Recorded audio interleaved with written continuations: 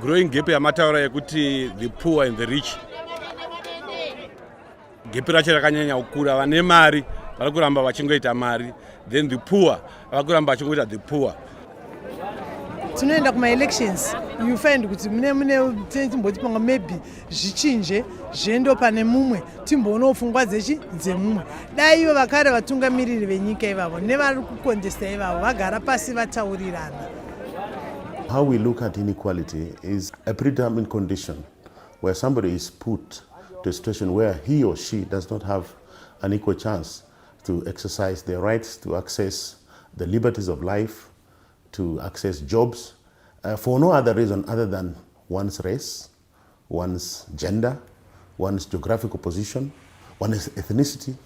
And it is something that we continue to see a lot in Africa. Part of it is historical, part of it continues to be recreated because of a neoliberal model that basically says those who have, continue to have, and those who don't get a chance to actually climb the ladder out of poverty. The work that Oxfam does is all fighting inequality, mobilizing people, fighting for women's rights, making sure that multinationals pay their fair share of taxes. It's so that governments are able to get enough revenue to invest in health, education, and social protection, which is fundamental to fighting inequality in Africa. The huge majority of women who are economically active are in the so-called informal sector. But being in the informal sector, it means that the contribution of women is not taken into account when you evaluate and you assess what is your GDP. Because they don't have an economic formal presence. For governments, it's not only an issue of dignity and human rights as it is for me. It is even an economic issue. And for our societies, it's a social transformation issue. We think of it as women in markets. That's literally how we think of the informal sector. Even the title informal is to disregard the importance and the contribution of those women to keeping the economy going. If there was not an informal sector, elements of our economy simply would not work. They're the highest employers. And yet, ask about access to finance, ask about the policies that would strengthen the ways they work, ask about safety, security. None of those things are in place.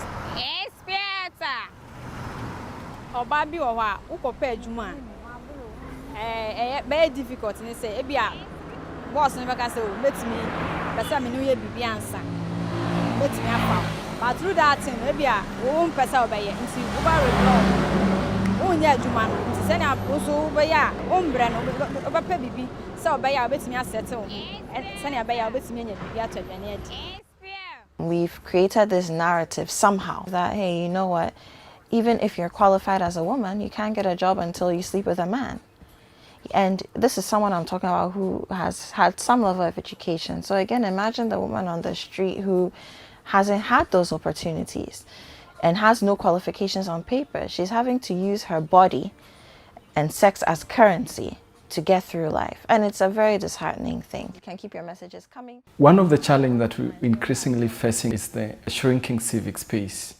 To us with that hashtag. We're seeing that governments are putting in policies, they're coming up with laws, and it seems that they're copy-pasting from each other, that actually reducing the space for citizens to speak truth to power. Scene one, take one, action.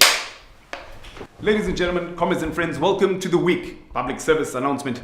Now, I'm here, comrades, just... Magamba Network, we started it back in 2007.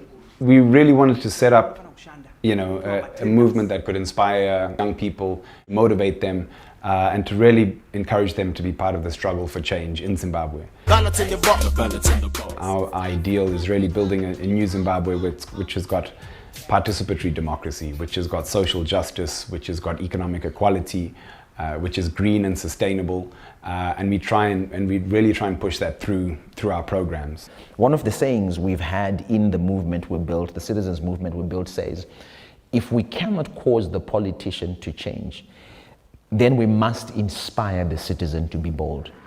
It has to be building on power from below, making sure that there's a human economy that is inclusive of everyone. Inclusiveness in the choices that we make. Inclusiveness in terms of even in trade. Look at informal trade across the borders is more, in some countries, is more vibrant than the formal trade. So you have to bring in the people, the real people, to be an integral part of the decision that you make. It's actually a governance issue.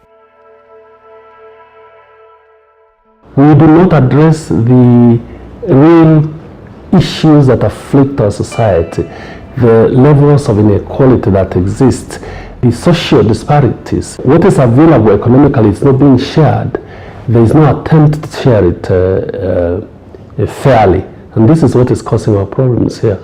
And I fear that unless we really come to terms with this and address it, we will live to regret it within our lifetimes. The corporates and the political power occupants are in a comfortable place. So it's really up to the citizens to actually generate the right pressure to be able to push this comfortable class of people to make the necessary changes. To be an engaged citizen is to be an activist. I am one of the 51% and I matter. All of us who are part of this matter. And mattering means action. And when you take action collectively in a strategic, focused, organized way, those who say they lead must not just listen, they must change. Why wouldn't you be an activist?